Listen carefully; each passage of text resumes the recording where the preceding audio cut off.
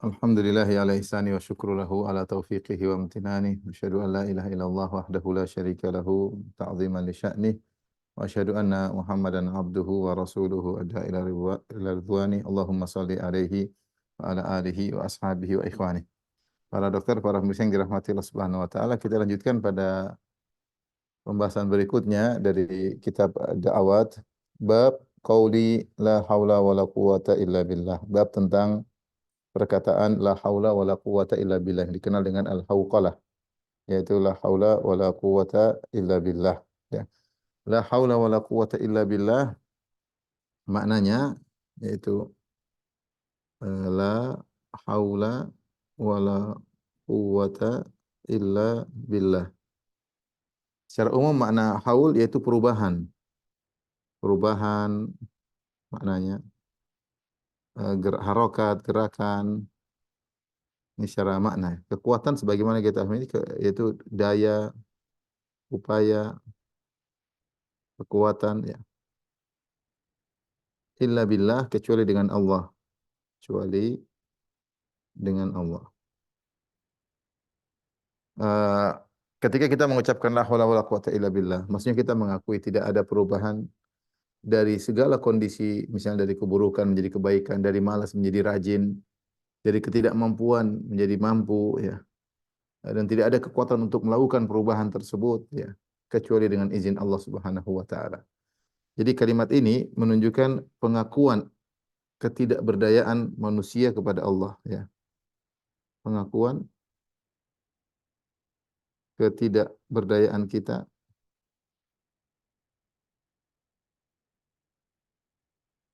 kepada Allah, kepada Allah. Oleh karenanya dan sebagian ulama mengatakan bahwasanya ini bukan mencakup dalam masalah menjalankan ketaatan atau meninggalkan maksiat.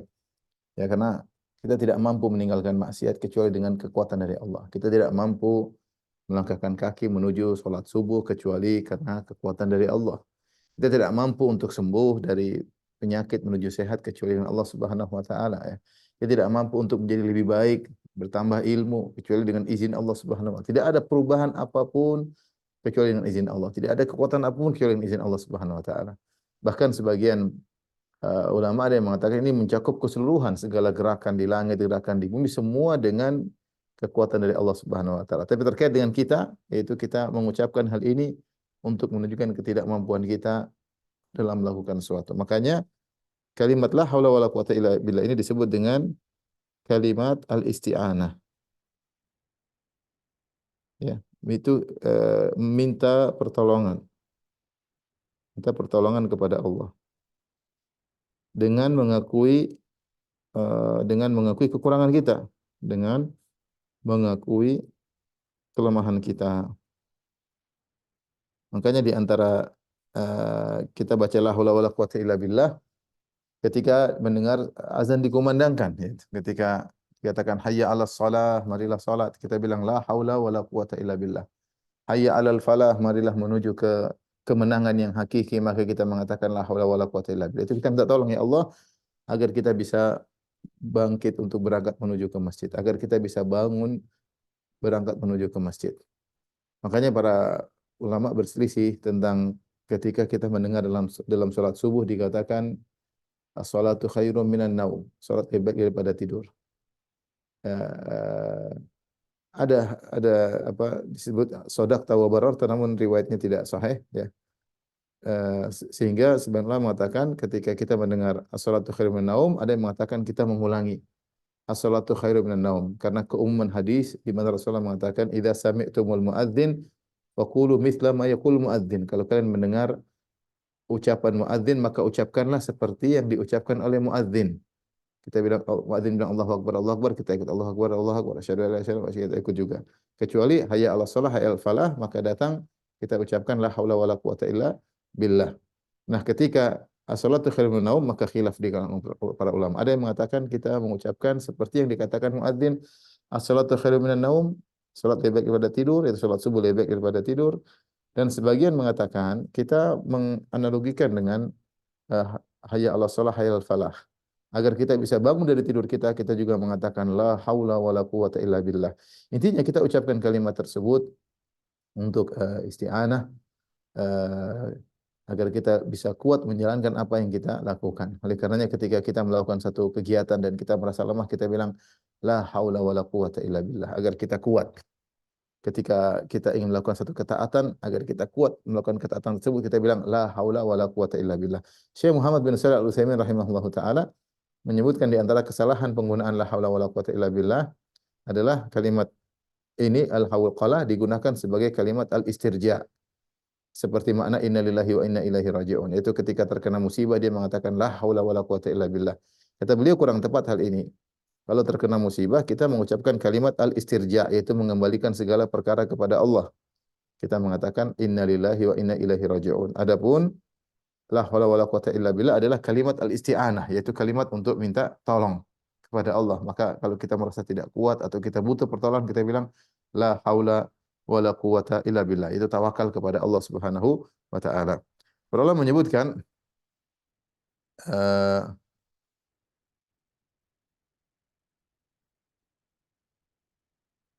di antara kita mengucapkan la haula wala quwata illa billah waktu mengucapkannya ada beberapa kondisi ya. Waktu mengucapkan kapan disunahkan mengucapkan hal ini hauqala la haula wala quwata illa billah. Di antaranya tadi ketika mendengar azan tadi, ketika mendengar azan. Ya, tadi kita sudah sebutkan ketika hayya 'alas shalah, hayya 'alal falah, kemudian juga ketika as-salatu khairun naum sebagaimana pendapat sebagian ulama. Kemudian yang kedua di antara disebutkan ketika terjaga di malam hari. Terjaga di malam hari. Dalam hadis ya. Saya bacakan hadisnya dari Ubadah ibnu Samit radhiyallahu anhu, beliau berkata Rasulullah SAW bersabda, "Man ta'arra minal lail," siapa yang terjaga di malam hari, faqala la ilaha illallah wahdahu la syarikalah, lahul mulku wa lahul hamdu wa huwa ala kulli syai'in qadir. Alhamdulillah wa subhanallah wa la ilaha illallah, Allahu akbar, wa la haula wa la quwata illa billah. Ya. Dia ucapkan zikir. Di antara zikir tersebut adalah haula wala quwata illa billah. Jadi siapa yang bangun di tengah malam dia berzikir ini. La ilaha illallah syarikalah lahul mulku wa hamdu ala kulli syai'in qadir. Kemudian ditambah alhamdulillah wa subhanallah wa la ilaha illallah wallahu akbar wa la haula quwata illa billah. Ya, seperti zikir yang biasa kita baca. Kemudian kita berdoa Allah maghfirli atau kita berdoa yang kita kehendaki. Ini sehingga disunahkan ketika kita terjaga di malam hari baca zikir tersebut. La ilaha illallah wahdahu la syarikalah, lahul mulku wa lahul hamdu wa ala kulli syai'in qadir. Kemudian kita tambah alhamdulillah, subhanallah, wa la ilaha illallah, wallahu akbar, wa la haula wa quwwata illa billah. Baru kita istighfar. Kemudian di antaranya juga di antaranya disunahkan kita membaca ketika keluar dari rumah. Keluar dari rumah. Ya, kita mengatakan bismillahi tawakkaltu 'ala Allah la haula wala quwata illa billah ya. Doa yang insyaallah pada dihafal oleh kawan-kawan. Kemudian juga setelah salat. Setelah salat ini waktu yang dianjurkan. Setelah salat dari Abu Zubair qala kana Ibnu Zubair adalah Ibnu Zubair yaqulu fi duburi kulli salatin hina yusallim la ilaha illallah. Ibnu Zubair ketika habis salam, assalamualaikum, assalamualaikum, dia baca la ilaha illallah wahdahu la syarika lahu mulku wa ala kulli syai'in qadir, la haula wala quwata illa billah. Ya, sebagaimana zikir yang sering kita baca ya. Kemudian Ibnu Zubair berkata, "Kana Rasulullah sallam yuhallilu bihinna dubura kulli salat." Rasulullah SAW mengucapkan hal ini ketika setelah salat, hadis riwayat Muslim. Ini waktu khusus ya, waktu dianjurkan. Dan secara umum boleh kita mengucapnya setiap saat. Boleh secara umum mengucapkannya kapan saja.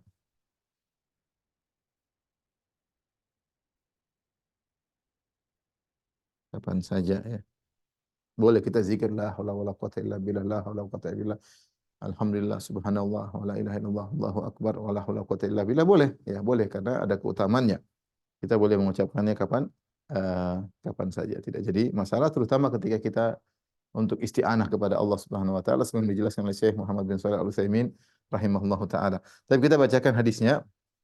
Imam Al-Bukhari berkata qala hadatsana Muhammad bin Muqatil Abul Hasan. Hadatsana Muhammad bin Qatil Abul Hasan qala akhbarana Abdullah qala akhbarana Sulaiman At-Taimi an Abi Utsman an Abi Musa Al-Asy'ari. Ya, Abdullah bin Qais radhiyallahu taala anhu qala akhadha Nabi sallallahu alaihi wasallam fi aqabatin aw qala fi thaniyatin. Rasulullah sallallahu menempuh jalan di Aqabah itu tempat yang agak tinggi, atau thaniyatin tempat yang agak tinggi.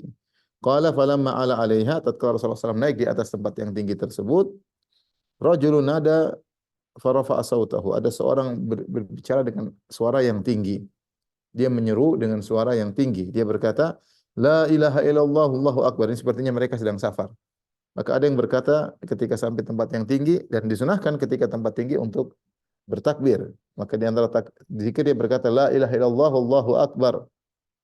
Maka Rasulullah SAW, qala Rasulullah SAW ala baglatihi, maka Rasulullah SAW langsung menegurnya dan Rasulullah SAW sedang berada di atas begolnya. Begol itu adalah hewan yang merupakan persilangan antara kuda dan himar.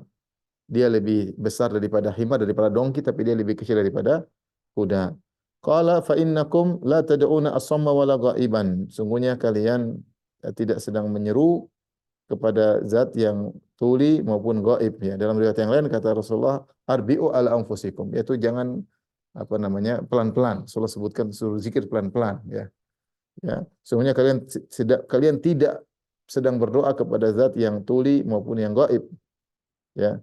Tsumma qala, kemudian Rasulullah berkata, ya Aba Musa, atau ya Abdullah, wahai Abu Musa, namanya Abdullah bin Qais, wahai Abdullah, ala adulluka ala kalimatin min kanzil jannah, maukah aku tunjukkan kepada engkau tentang satu kalimat yang merupakan kanz. Kanz kan harta yang disimpan yang untuk dimanfaatkan di kemudian hari, namanya kanz.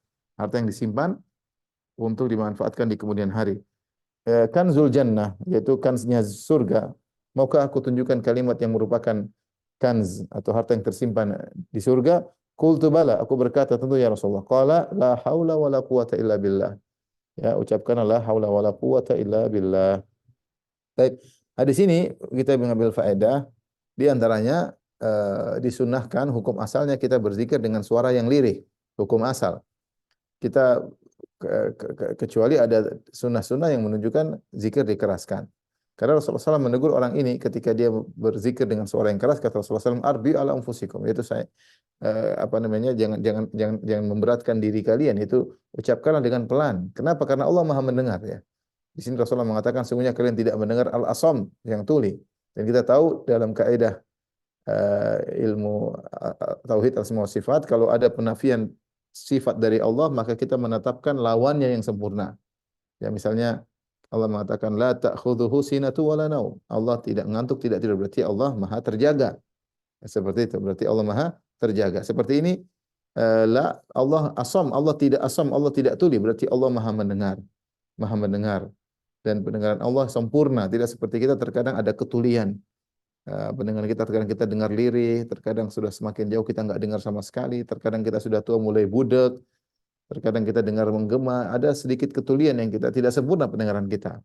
Tapi kalau Allah Maha mendengar, Allah Maha mendengar, makanya ketika Rasulullah mengatakan wa kana Allah sami'an basira, sungguhnya Allah Maha mendengar lagi Maha melihat, maka Rasulullah beri isyarat kepada telinganya dan matanya dalam hadis yang sahih untuk menunjukkan bahwasanya Allah benar-benar mendengar. Tapi pendengaran Allah tidak sama seperti pendengaran kita yang masih tercampur dengan ketulian sedikit, ya. Ya, terkadang tuli sempurna, jika sudah sangat jauh kita nggak dengar sama sekali karena frekuensi yang bisa kita dengar ada intervalnya.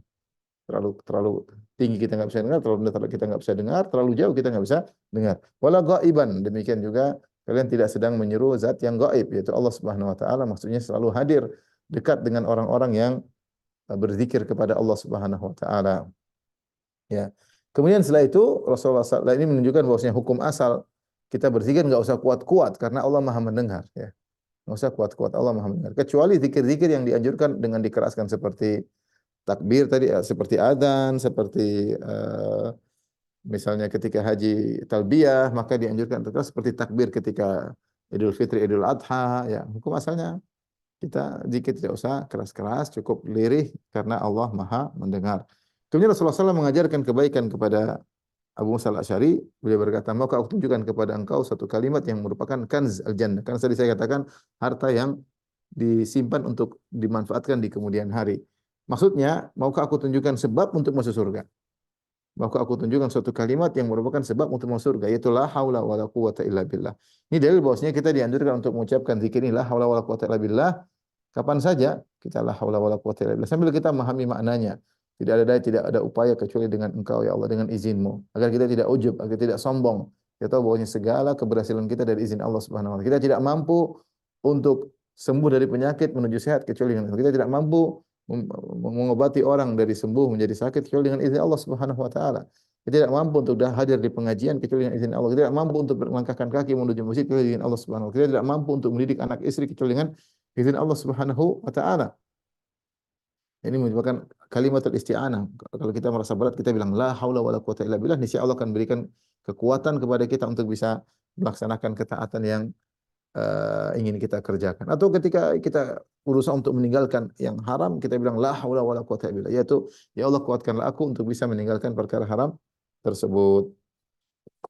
Ini hadis terkait dengan la haula wala quwata illa billah. Kemudian kita lanjutkan bab berikutnya.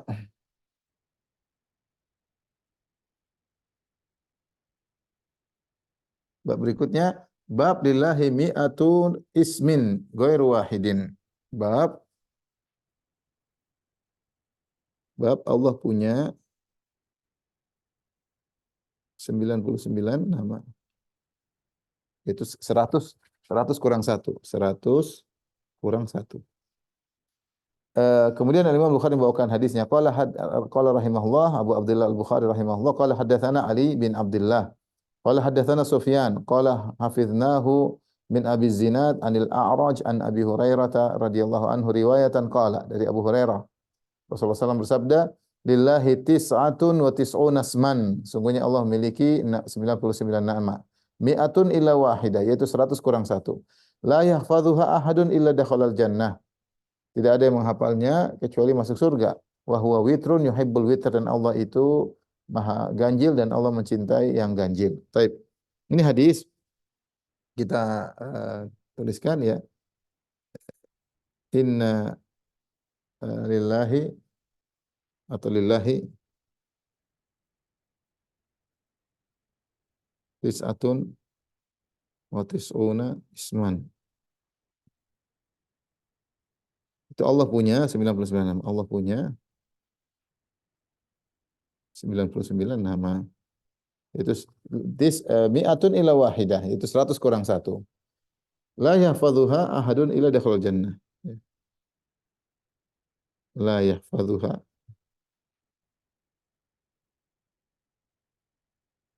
illa dakhala jannah. Tidak seorang pun menghafalnya kecuali masuk surga.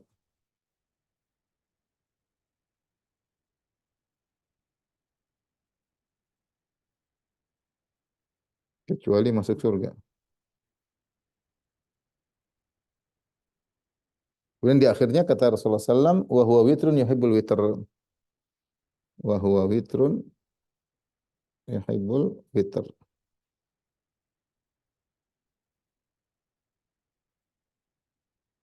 Allah ganjil dan mencintai yang ganjil. Mencintai.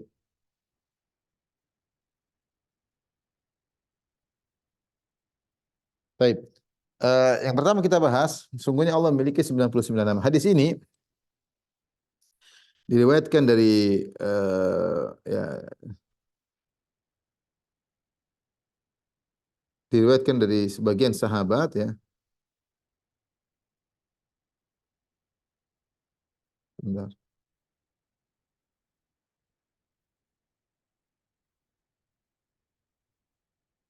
saya bacakan perkataan sebagian ulama ya.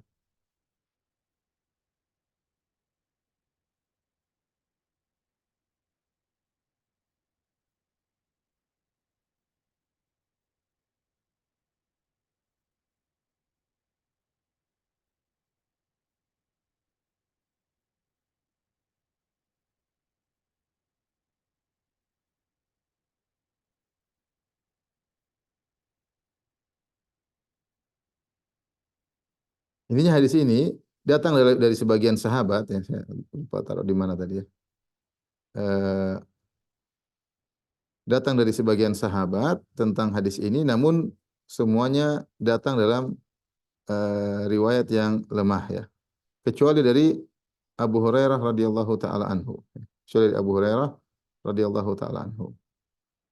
Kemudian dari Abu Hurairah radhiyallahu anhu datang juga sebagian riwayat-riwayat yang kemudian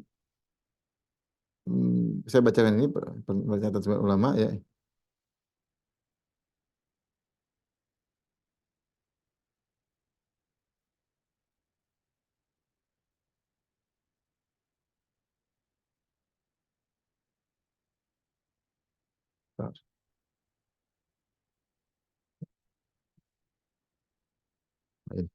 Perkataan Syekh Masyhur Hasan Salman, beliau berkata, "Hadzal hadis waridun an jam'in min ashabi Rasulullah sallallahu alaihi wasallam." Itu datang dari sebagian sahabat. Dia sebutkan di antaranya dari Ali bin Abi Thalib, dari Salman Al-Farisi, dari Ibnu Abbas, dari Ibnu Umar. Ya, akan tapi semuanya hadisnya dhaif. Yang datang sahih cuma dari Abu Hurairah radhiyallahu taala anhu. Ya. Kemudian dari Abu Hurairah juga datang riwayat-riwayat yang menjelaskan tentang 99 nama tersebut. Namanya ini, Allah namanya 1, 2, 3, sampai 9. Ada beberapa riwayat. Namun semua hadis riwayat yang menyebutkan perincian 99 tersebut semuanya dhaif ya. Jadi eh, semua hadis ya, yang menyebutkan perincian 99 nama tersebut semuanya dhaif. Dhaif sehingga tidak bisa dijadikan hujjah. Yang jelas Allah menyebutkan 99 nama, adapun sebagian yang perincian maka dhaif. Ilahnya banyak. Disebut Ibnu Hajar dalam Fathul Bari ya, disebut karena di situ yang meriwayatkan datang dari riwayat Al-Walid bin Muslim. Walid bin Muslim mudallis, tadlis. Kemudian juga ikhtilaf ya. Ikhtilaf terkadang riwayatnya begini digandingkan dengan jalur yang lain kok namanya beda-beda. Ini sebab yang kedua. Pertama, Al-Walid bin Muslim sendiri mudallis dan bermasalah. Kemudian yang kedua, dilihat dari sebagian riwayat nama-namanya ini dibandingkan yang lain ternyata banyak perbedaan sehingga dikatakan hadisnya muttarib, yaitu banyak perbedaan sehingga goyang dan dikatakan hadis dhaif. Yang ketiga kata Ibnu Hajar, ihtimal idraj, bisa jadi 99 nama itu disampaikan oleh perawi di bawah yang kemudian berusaha menafsirkan, dia sebutkan sendiri. Sehingga intinya perincian tentang 99 nama tersebut adalah dhaif. Ini bahasan yang pertama.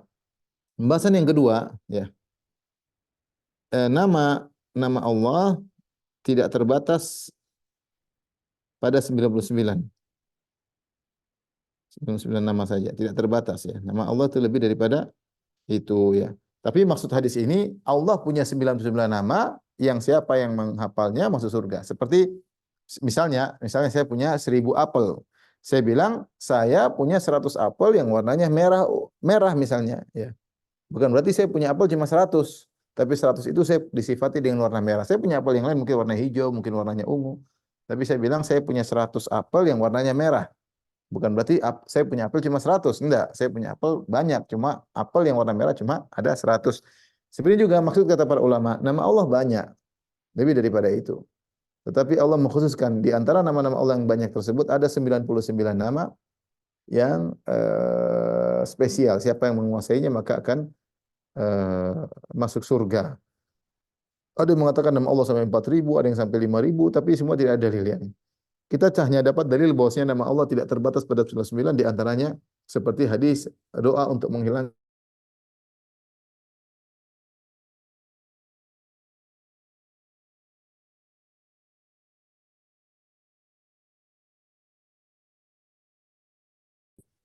au anzaltahu fi kitabik, yaitu yang kau turunkan dalam Al-Qur'an. Au 'allamtahu ahadan min khalqik, dan juga nama-nama yang kau ajarkan kepada hambamu itu kepada Nabi sallallahu alaihi wasallam. Au ista'tharta bihi fi ilmil ghaibi indak, atau nama-nama yang kau sembunyikan dalam ilmu gaibmu. Jadi di sini Nabi menyebutkan nama Allah itu semua Allah yang namakan dirinya sendiri, bukan orang lain, bukan zatnya. Allah namakan dirinya sendiri. Allah ada yang Allah letakkan di Al-Qur'an nama-nama tersebut. Ada yang Allah ajarkan kepada Nabi Muhammad SAW. Ada yang Allah simpan dalam ilmu gaibnya. Menunjukkan bahwasanya kalaupun kita mengumpulkan seluruh nama Allah dari Al-Qur'an maupun sunnah pun belum lengkap. Karena ada nama-nama Allah yang Allah simpan sendiri. Demikian juga di antara dalil bahwasanya nama Allah lebih daripada 99. Rasulullah SAW ketika di padang mahsyar, Rasulullah SAW sujud, kemudian Rasulullah SAW memuji Allah. Rasulullah mengatakan, fatuftahu alayya min mahamid la uhsinuhal an. Rasulullah sujud di padang mahsyar di hari kiamat kelak. Kemudian Rasulullah puji-puji Allah dengan pujian-pujian yang kata Nabi, sekarang saya belum tahu. Nanti Allah akan ajarkan saya memuji Allah dengan pujian-pujian tersebut. Dan kita tahu, Nabi kalau memuji Allah dengan nama-nama dan sifat-sifatnya. Berarti ada nama-nama dan sifat-sifat yang Nabi belum tahu. Nabi belum tahu. Nanti Nabi baru dikasih tahu nanti ketika hari kiamat kelak. Berarti nama Allah lebih daripada 99. Demikian juga dalam hadis ketika Rasulullah SAW salat witir, Rasulullah SAW berkata, la uhsi thana'an alaik. Anta kama atnaita ala nafsik. Aku tidak bisa memuji engkau ya Allah sebagaimana seharusnya. Engkau lebih indah dari semua pujianku. Engkau yang bisa memuji dirimu sendiri. Ketika Rasulullah SAW mengatakan la uhsi thana'an alaik, aku tidak mau memujimu sebagaimana mestinya, berarti ada nama-nama sifat-sifat yang Rasulullah tidak tahu. Ya, yang hanya Allah yang tahu. Ya.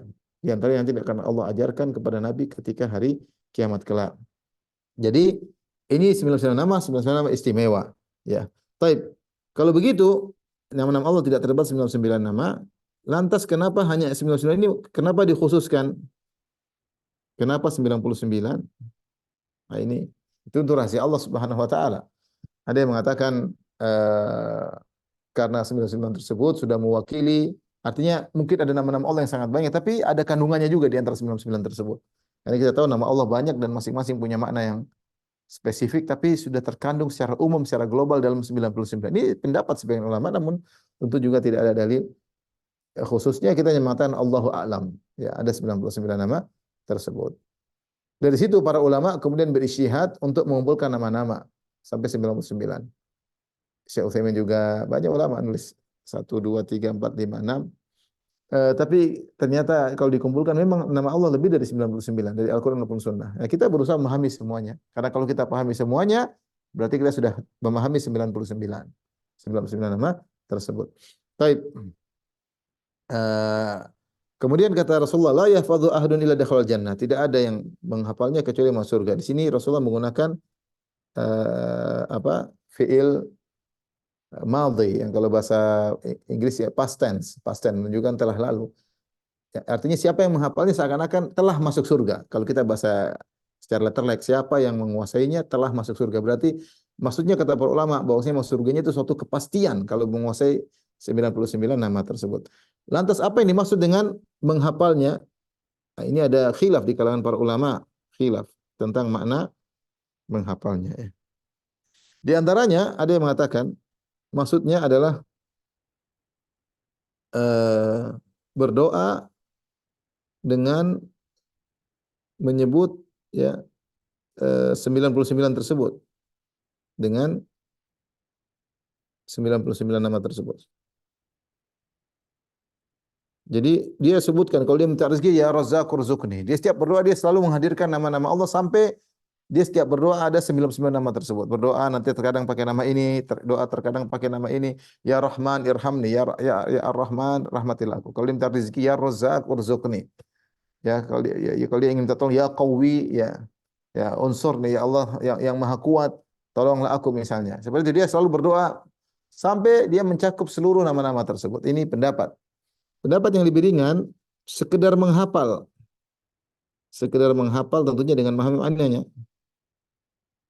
Ya, menghafal maka sudah bisa masuk surga. Ini pendapat yang paling ringan karena dalam riwayat la yahfadhuha, tidak ada yang menghafalnya. Tidak ada yang menghafalnya. Hifz bisa artinya hafal, bisa artinya menjaga ya. Ada yang mengatakan cukup menghafal, kita tahu maknanya secara global kita masuk surga. Ini motivasi agar orang memahami apa makna-makna 99 nama tersebut ya. Kemudian Ali mengatakan maksudnya adalah menjalankan, ini pendapat agak berat, menjalankan konsekuensi seluruh nama tersebut. Maksudnya kalau kita baca ya Razzaq itu kita yakini bahwasanya yang memberi rezeki hanyalah Allah.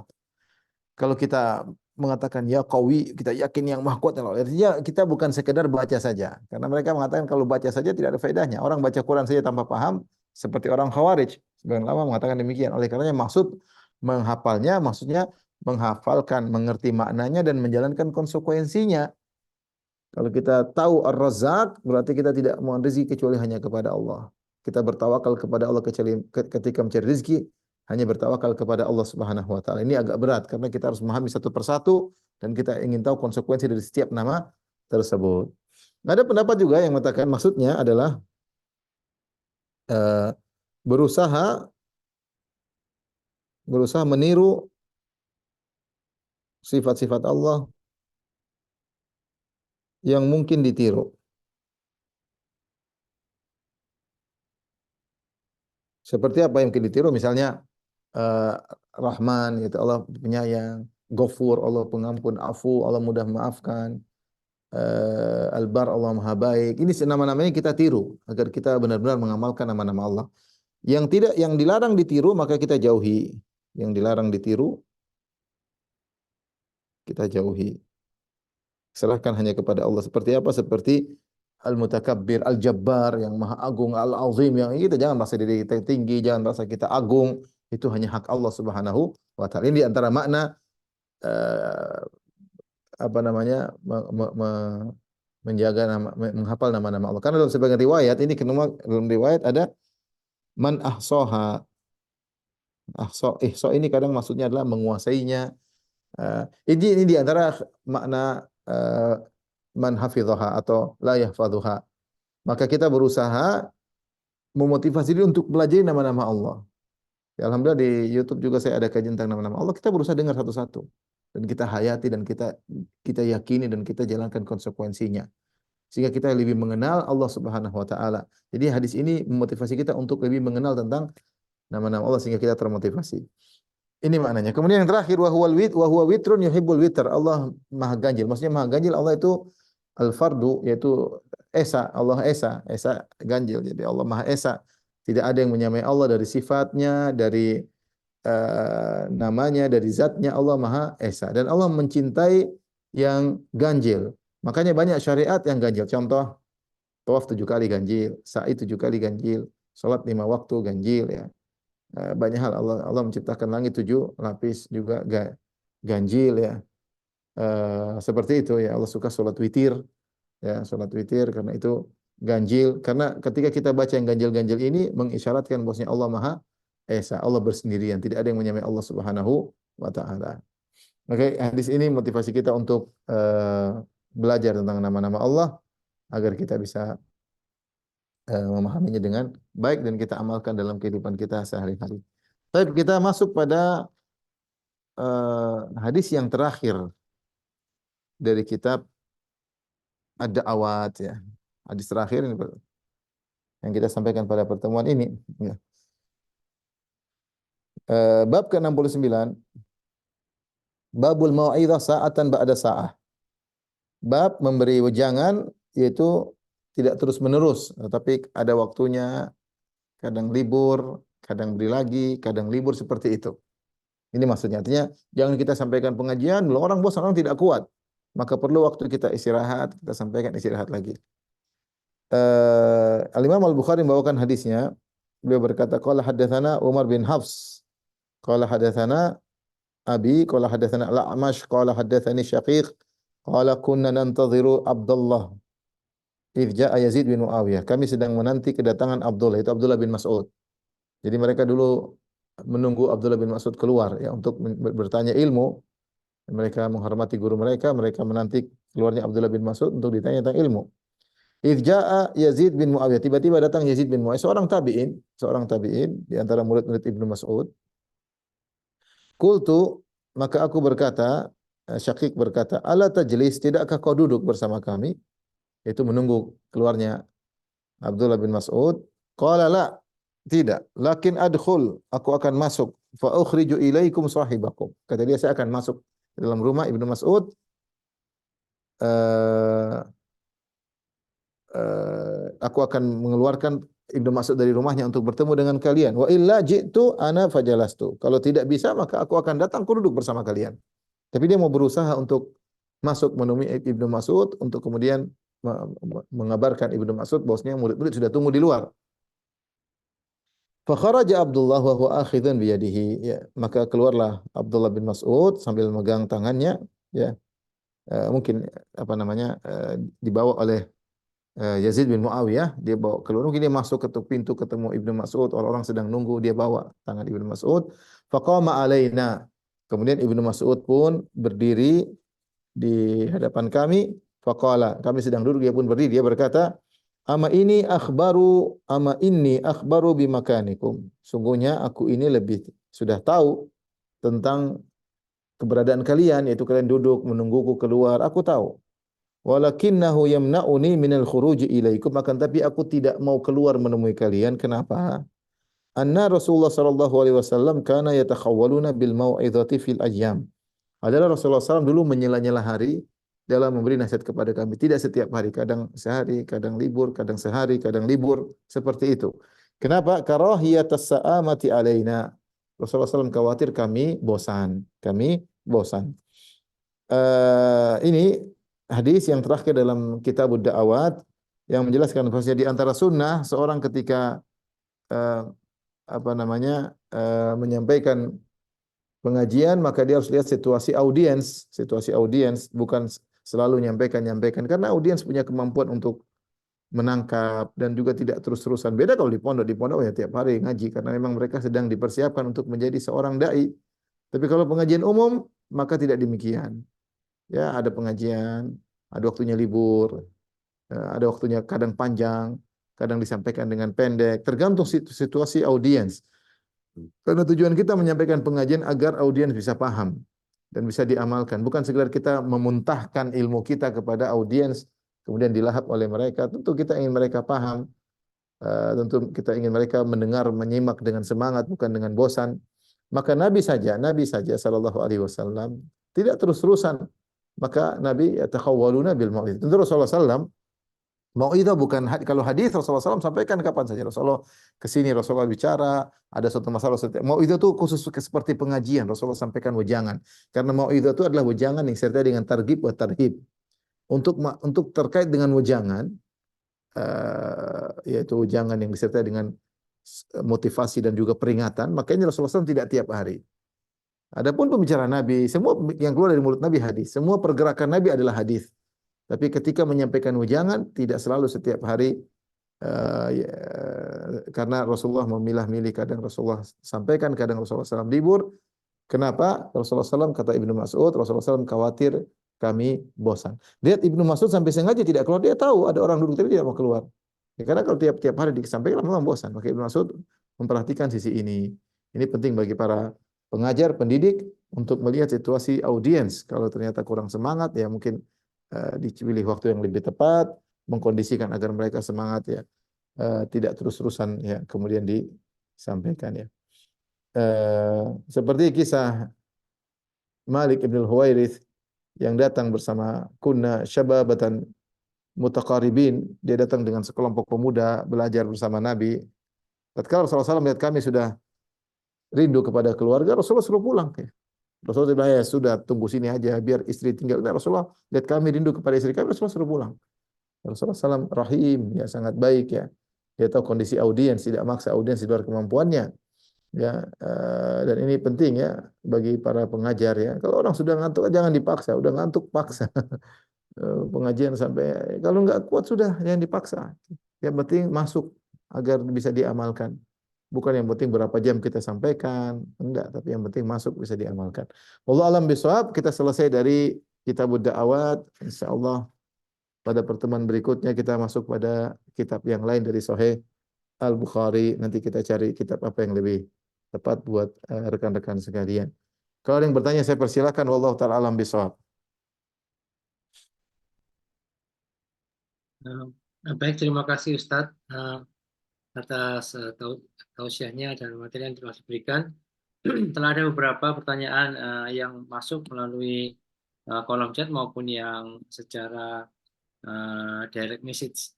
Yang pertama terkait dengan kalimat la haula wala quwata illa billah tadi Ustadz. Apakah ada hukumnya terkait dengan jumlah? Misalnya kalau 100 kali dibaca maka akan ada yang mengatakan bahwasanya yang membaca la haula wala quwata illa billah alil azim setelah 100 kali maka ia tidak pernah ditimpa kefakiran. atau ada Hmm. dengan jumlah-jumlah yang lain yang tertentu? Mohon Wallahu alam, penjelasan Ustaz. hukum asalnya ketika Nabi tidak menyebutkan bilangan tertentu, kita bebas mengucapkannya. Mau 100, mau 200, terserah. Dan kita tidak boleh mengatakan siapa yang baca sekian kali, pahalanya sekian, ini perkara gaib. Perkara gaib. Maka harus ada dalilnya. Kalau ada dalilnya, Al-Quran ataupun Sunnah, kita terima. Tapi kalau nggak dalilnya, kita nggak boleh berbohong, janji-janjikan, nggak boleh. Ya, nggak boleh. Oleh karenanya, tidak boleh kita menyampaikan siapa yang baca la haula wa quwwata illa billah 100 kali, maka dia akan terselamatkan dari ini atau dihilangkan dari kefakiran atau kemiskinan. Tidak boleh. Kita cukup mengatakan dalam hadis siapa yang mengucap la haula wa quwwata illa billah maka inilah kanz min kanuzil jannah. Harta simpanan di surga, artinya sebab masuk surga. Semakin banyak seorang baca semakin baik. Karena ini merupakan sebab di antara masuk surga. Di antara kita katakan dibaca ketika kita butuh pertolongan. Karena itu kalimat isti'anah. Tidak jadi masalah ya. Tapi kalau mengatakan bilangan tertentu baca 10 kali, 1000 kali ada pahala tertentu, ini perkara gaib. Kita tidak boleh menyampaikan perkara syariat kecuali dengan dalil. Wallahu alam bisawab. Dan saya belum tahu akan hal itu. Kalau ada yang mengatakan, kita bilang dalilnya mana? Baik. Terima kasih Ustaz. Pertanyaan yang kedua terkait dengan Asmaul Husna. Di sini bertanya Ustadz, saat ini sudah banyak sekali sumber untuk belajar ilmu agama seperti kitab Sahih Bukhari, Sahih Muslim, begitu juga dengan ilmu yang lain, teknologi, sains, dan lain-lain. Yang ingin ditanyakan, dari semua ilmu yang ada, apakah benar apabila kita mengucapkan Allah yang menciptakan ilmu? Karena yang bertanya khawatir ada kesalahan dalam kata-kata tersebut. Atau mungkin dalam kaitannya juga dengan Asmaul Husna. Dikatakan bahwa Allah Maha Mencipta. Apakah memang Allah yang menciptakan ilmu? Sekian, terima kasih jazakallahu. Apa namanya? Nama-nama Allah Subhanahu wa taala dan sifat-sifat Allah tidak boleh kita katakan makhluk. Makhluk itu selain Allah. Makhluk adalah selain Allah. Semua yang selain Allah maka diciptakan oleh Allah.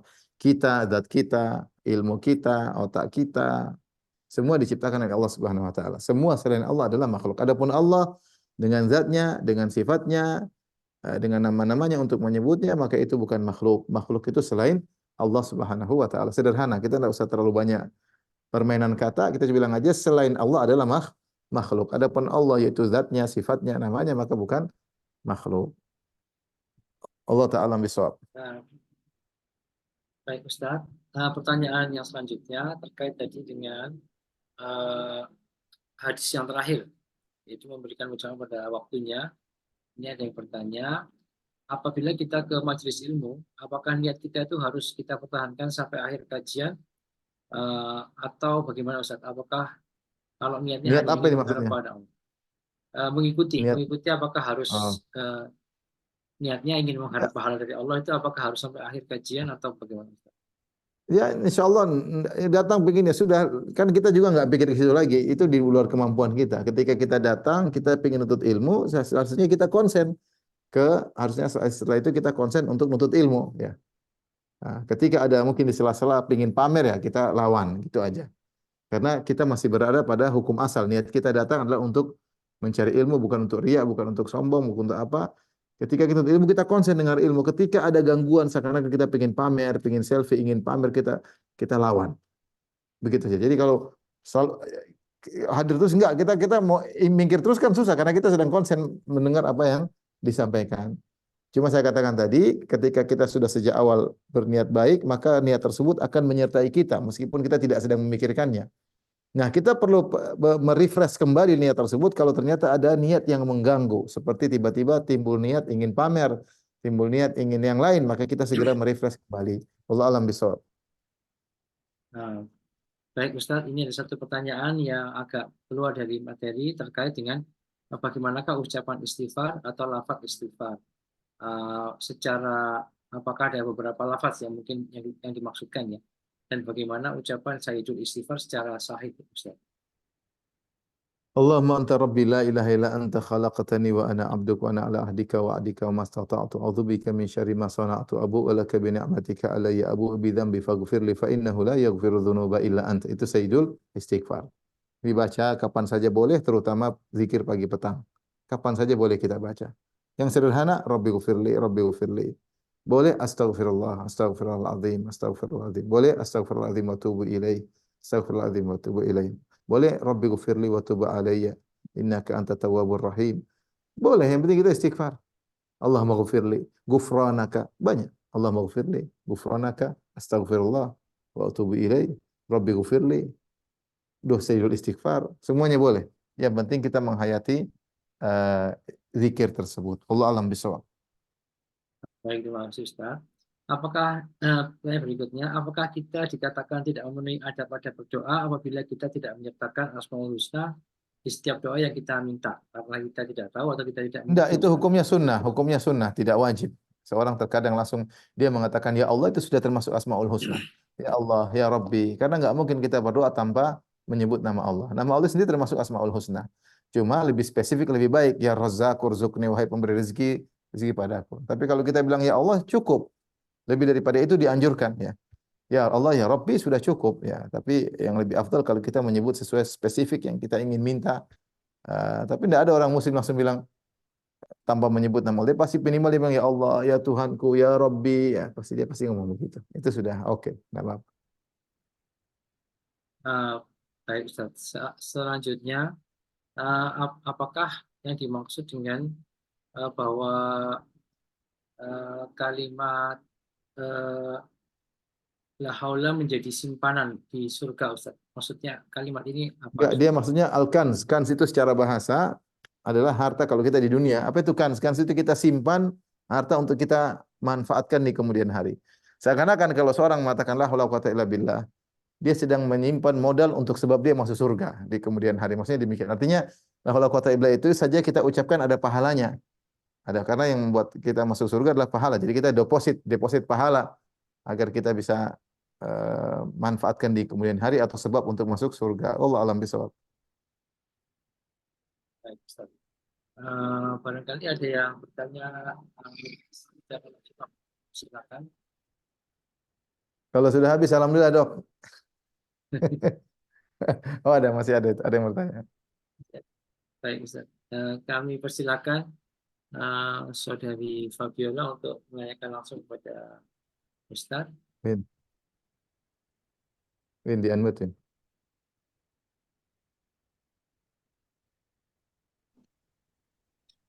Assalamualaikum warahmatullahi wabarakatuh, Pak Ustadz. Waalaikumsalam Izin warahmatullahi bertanya, wabarakatuh. Silakan. izin bertanya. eh, saya dan keluarga kebetulan tinggal di Inggris dan anak saya kelas 7, umur 11 tahun, sekolah di sini juga ya, otomatis. Kebetulan Di sekolah mana? anak Di mana? saya Sekolah di di mana? Inggris, di Oh, Inggris. ya. Kita tinggal di Inggris, di London. Nah, kebetulan sekolah anak saya, sekolah SMP ya, mengadakan acara untuk menghormati pendiri sekolah tersebut. Nah, acara penghormatannya itu dilaksanakan di gereja, lengkap dengan doa-doa dan nyanyian. Apakah boleh Hmm. anak saya menghadiri acara tersebut dalam kapasitas mengobservasi aja gitu? Jadi nggak ikut doanya, nggak ikut-ikutan nyanyi, tapi berada di dalam gereja itu yang anak-anak lain berdoa dan bernyanyi di situ. Begitu Pak Ustadz. Jazakallah khair. Wallahu alam. Saya nggak tahu ya. Saya nggak tahu. Saya nggak tahu. Wallahu alam bisawab. Sudah Pak Dokter, sudah ada pertanyaan sudah habis. Pertanyaannya sudah habis Ustaz. Ya, baik Ustaz. Baik, demikian saja kajian kita. Mohon maaf saya ada pertanyaan tidak bisa jawab keterbatasan ilmu. Semoga Allah mudahkan kita untuk masuk surga dan banyak berzikir kepada Allah Subhanahu wa taala. Dengan demikian kita selesai dari kitab Ad-Da'awat dari Sahih Bukhari. Insyaallah kita lanjutkan pada kitab yang lain biidznillah taala. Wabillahi taufiq wal hidayah. Assalamualaikum warahmatullahi wabarakatuh. Waalaikumsalam warahmatullahi wabarakatuh. Jazakallah Ustaz atas tausiahnya dan alhamdulillah kita telah menyelesaikan kajian kita yang Syarah Bukhari. Baiklah, maka bersama ini kami mohon diri. Semoga kajian kita kali ini dapat menjadi penerang jalan kehidupan kita, menuntun langkah perbuatan kita, memberat timbangan amal ibadah kita di yaumil hisab, serta mudah-mudahan dapat menjadi salah satu penyebab kelak kita bersua kembali di surganya Allah Subhanahu wa taala. Kami pamit mohon undur diri, kami mohon maaf apabila ada kesalahan maupun kekurangan. Kami ucapkan terima kasih atas kesempatan yang diberikan. Marilah kita tutup dengan doa majelis. Subhanakallahumma wa bihamdika asyhadu an la ilaha illa anta astaghfiruka wa atubu ilaik. Assalamualaikum warahmatullahi